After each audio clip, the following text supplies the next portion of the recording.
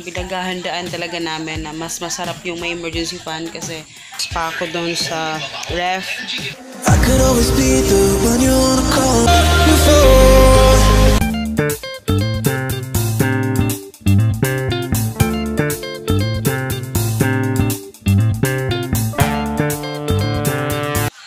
Hello guys, good morning. So today is yeah, good and then saan?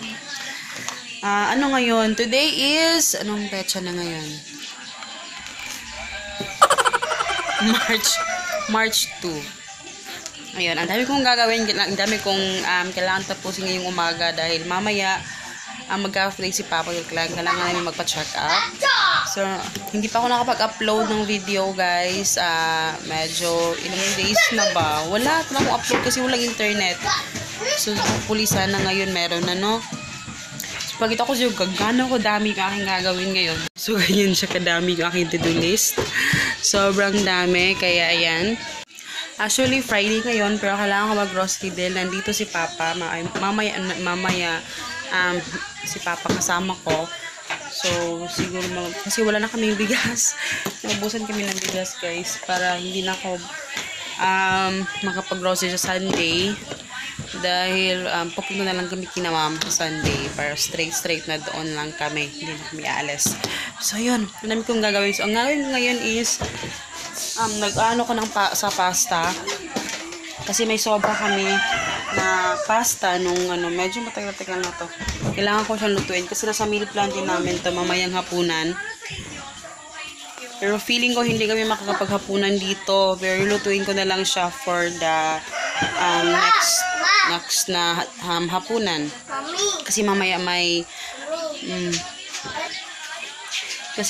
may birthday ng pamangkin ni kasi ni Papa. So, napupunta kasi bata si Hagrid kasi papasali sa party. Kaya, ayun. Pero lutuin ko pa rin to. At saka mamaya sa labas kami magla-lunch. Sa labas kami magla-lunch dahil anong tawag dito? Kasi ano sinasabi ko 12 kasi mag-half days pa 12 siya mag-out. So diretso na kasi kami 5 until 5 lang kasi yung hiling-galing na office nila.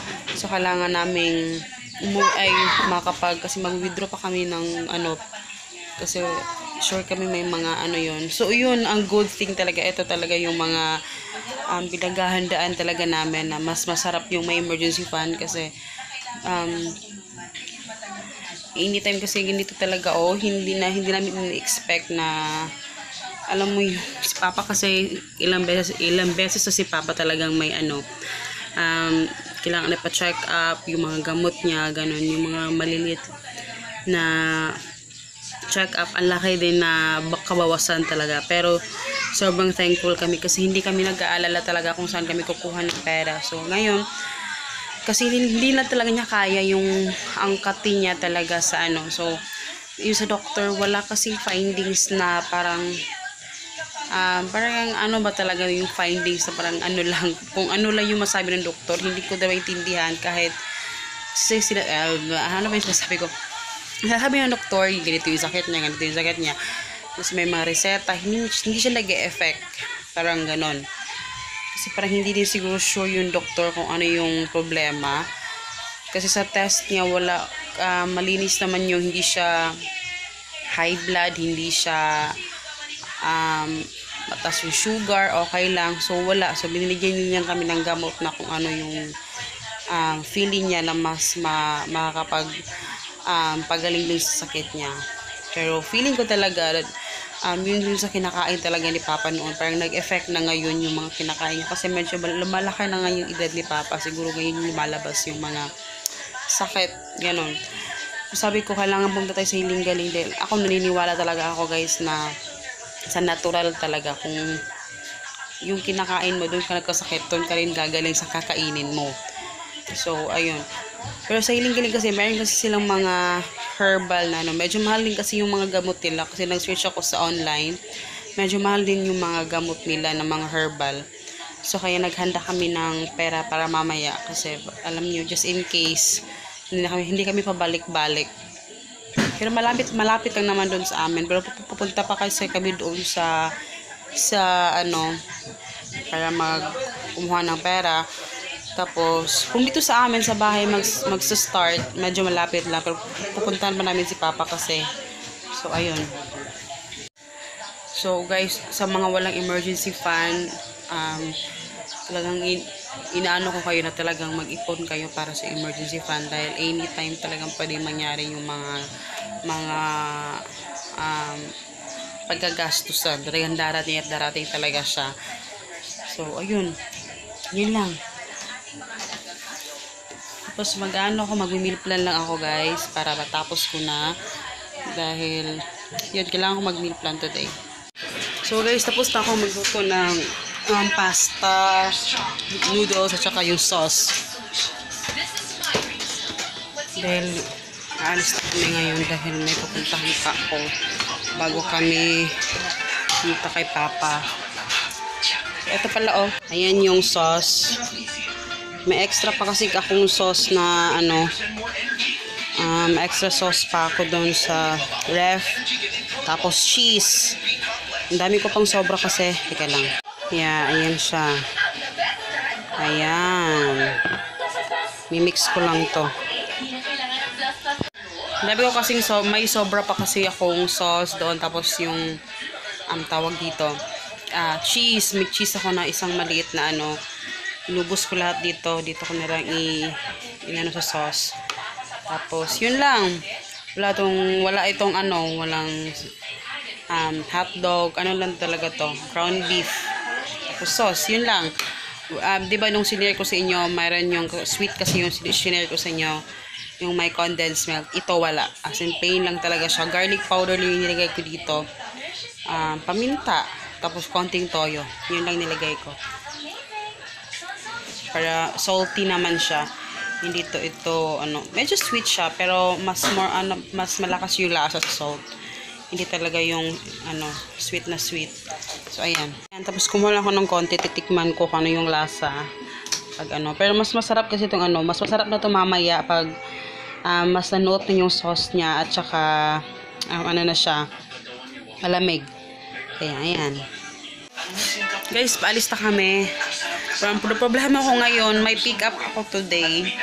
Hindi pa dumating yung ano, yung pick up ng order Shopee. Diyos ko Lord. 12 pa naman yung ano, out ni Papa. Ay nako Lord. Minsan maaga naman sila dumadating. Bibi, tanawara. Tapos bilibihin sa nagbis na lang kami.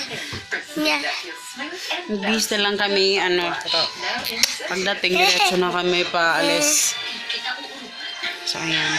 Nana, nana, nana.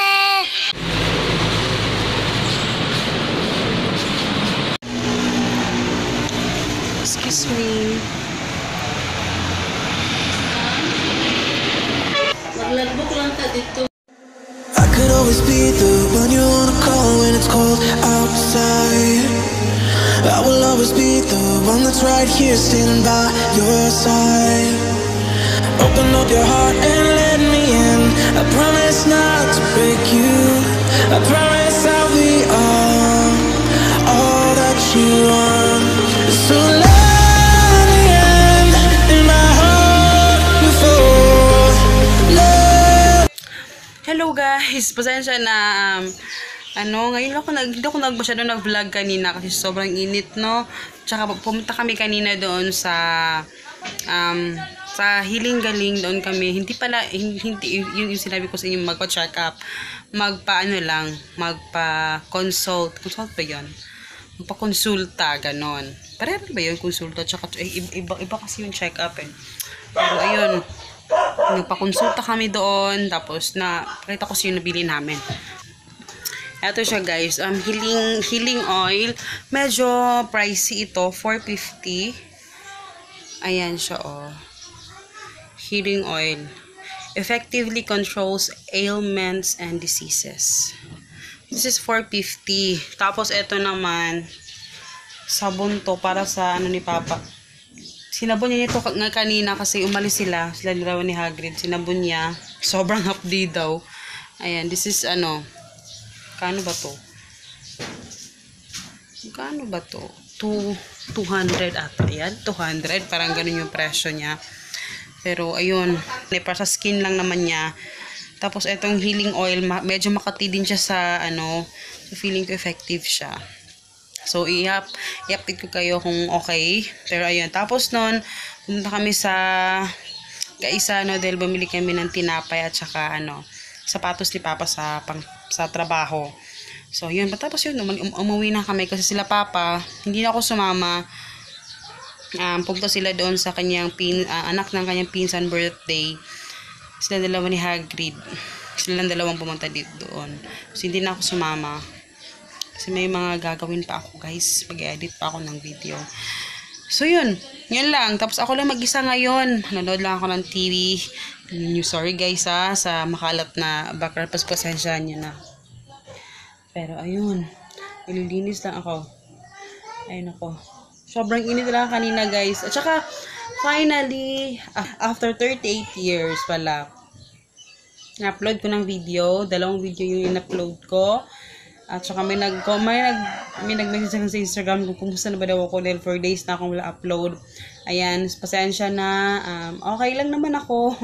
Ano lang talaga, walang internet. Yun lang talaga yung problema. So, ayun. Yun, upload ko na kanina. Tsaka, yun, basta, yun, okay na siya. Tapos, may edit pa ako. Mayroon pa akong ipifilm na, video. So, abangan ninyo, ha? So, yun. Maglilinis naman ako. Ang daming kalat yung sa bahay. Tingnan nyo. Yung aming, yung mesa. Yung, lababo. Grabe. Tapos, yung mga toys ni Hagrid. O, ayun. Diyos ko, Lord. So, yun. Lilinisin ko muna yun lahat. Para makapagpahinga na ako. Mag-half bath lang ako. Dahil medyo sobrang init kanina. So, ayun.